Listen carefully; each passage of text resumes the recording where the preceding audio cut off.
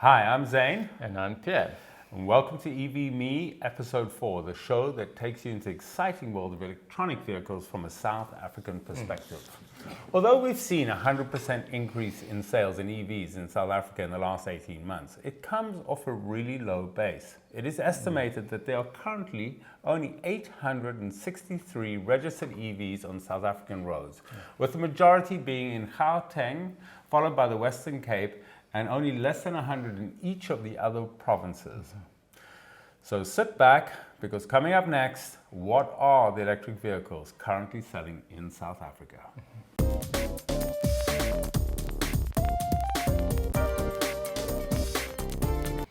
First, to understand what we mean by our sales coming off a very low base, let's have a quick look at the sales of EVs worldwide, as this is an indication of the uncapped potential for EVs in South Africa. Absolutely. So if we have a look at this chart, you can clearly see that Norway at the moment is leading the way by 49% of all new cars being EVs. And as it says there in the graph, that equates to 73,000 new cars being EVs. Yeah. So Yes, it's a small country. So it's a very small country. Yeah, but they're selling a lot of EVs. Yeah. So if you just very quickly compare that to China, that's only 4.4%, but off a massive market base. Yes. And that equates to well over 1 million EVs a year. EVs a year. Very impressive sales. So let's have a quick look. How would South Africa fit into to this? So let's just quickly add them. Okay. And you can see now that we're sitting way at the bottom there. I mean, we've put ourselves below Ireland. We don't actually know because the graph doesn't show us all the other countries. We could even be way, way, way down there. I mean, look how small that percentage is. It's less than 1/100%. Yes, and so we're looking at about just over 500,000 cars sold in South Africa a year. In and total? only about 800 of those are being EVs. So you were just saying earlier, and I think it's a nice point, that this trend or this graph mimics what you saw. Absolutely. In 96, 97, when the internet first launched, and the penetration of people who had taken on the internet, the graph looked very similar, with the Nordic countries leading the way. So without further ado, let's have a look at the cars and manufacturers currently in South Africa. Our first contender was our own electric vehicle, the Joule, which in 2014 made amazing headway for its time in producing some prototypes. But in 2012, it was not able to raise the necessary funding to go into production. This is very impressive for its time, with a drive range of 150 kilometers, with a look and feel designed by Keith Helfet, who worked on numerous designs for Jaguar. It really was a cute looking car. No, it really was actually. I mean, it's such a shame it didn't come into production. Well, next was the Nissan with their Leaf, which initially had the EV market in SA to itself until 2015, when BMW entered the market. And more recently, 2018, Jaguar launched its I-Pace, with Audi, Mercedes and Volvo following suit this year. So let's have a look at these contenders in more detail. So what have we got here, Pierre?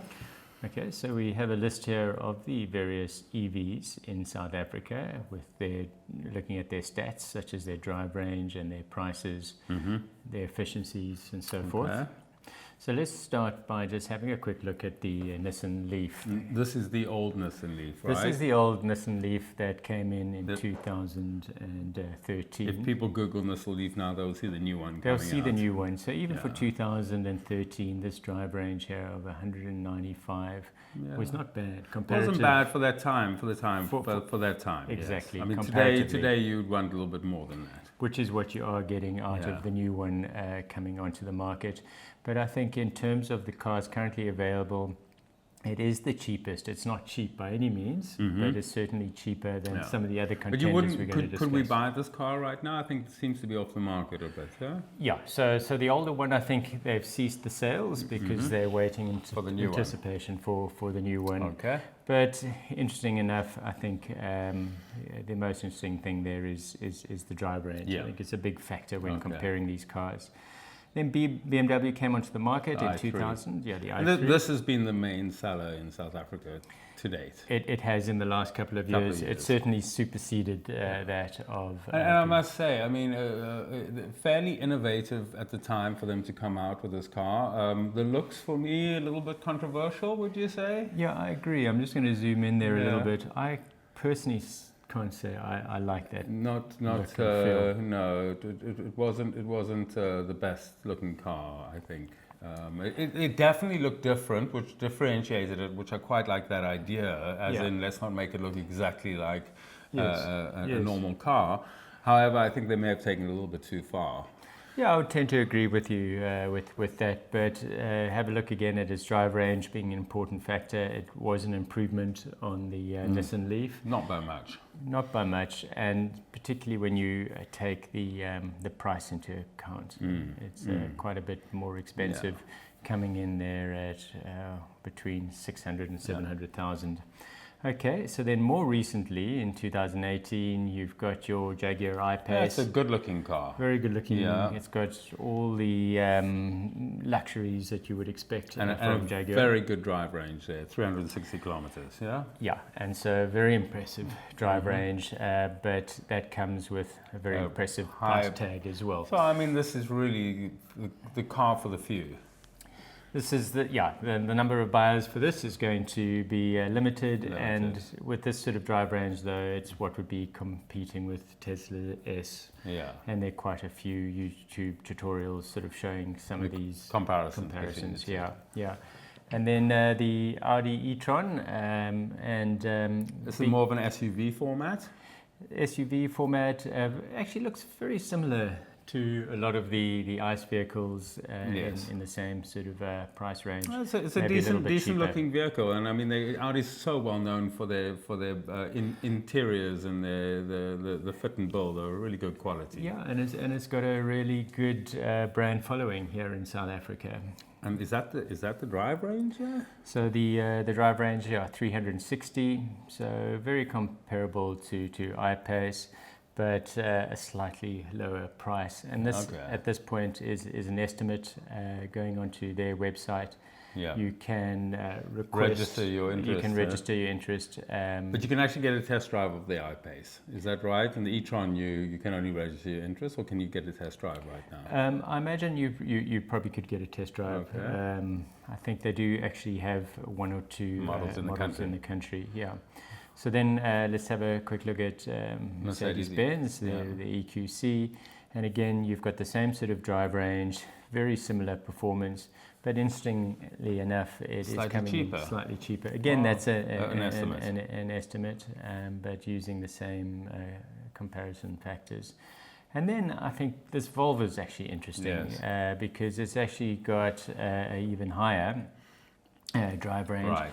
And it's coming in at even a cheaper price. And one of the factors that I thought in terms of being able to compare, I haven't necessarily seen others do it this way, but I think drive range is a key indicator of what you're getting in a vehicle. So for example, if you've got a lower drive range, you're going to have a smaller battery, you're probably going to have less power and torque.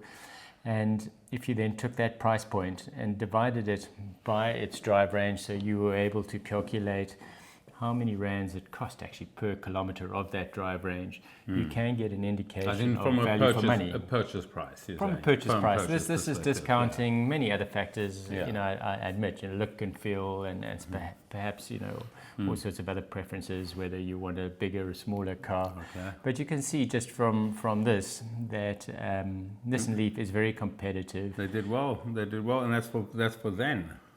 That's for them, and so then BMW is not too bad, which is why you can see at the moment out of the EVs, these are the two bigger sellers.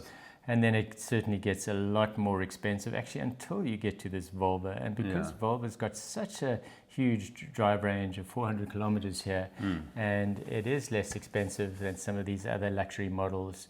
Its comparative rand per kilometer is pretty good. So you think you're getting value for money in terms of battery pack? I think so. Okay. I really think so. I'm not sure how they're doing that, but that certainly is the case. Yeah. All these available EVs in South Africa are incredible, But it is also glaringly evident that perhaps even without the duties, these price points of the existing options still may be too high for the large majority of South Africans. I think it is a bit too high. Huh? The prices are actually very high. No, I agree. Yeah. But South Africans are prepared to invest in their cars. Absolutely. But cars in the price range of 150,000 to 350,000 price range constitutes the large portion of the market. In our next episode, we will look at EVs expected to be available for sale here in South Africa in 2021. So you're saying within the next 18 months, yeah? Within the next 18 months. If these vehicles coincide with a drop in import duties, will they fall within a more affordable price range to the average South African?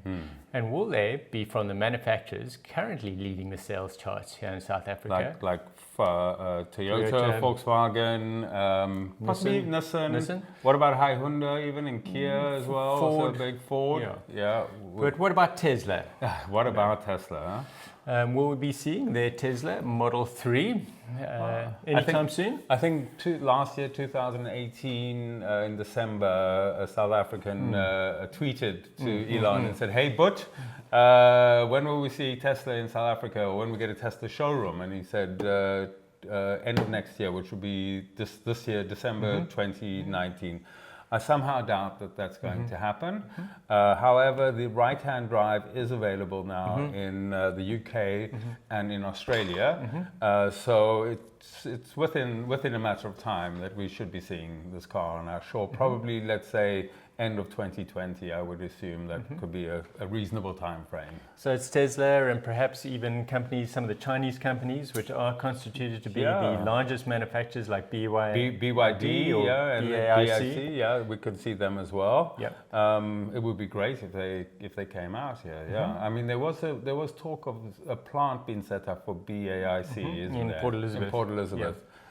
But we don't know if they're actually making EVs. Well, I think that's some of the research that we did so far. It seems to be a little bit unclear on whether that's just going to be your standard ICE vehicles or whether that will be EVs. And the reason we're interested in that is that they have the capabilities to make cheaper cars that will be more affordable to us. But those are the things that you can look forward to in our next episode. So, we look forward to presenting that to you soon. We look forward to seeing you again. Cheerio. Bye-bye. Bye.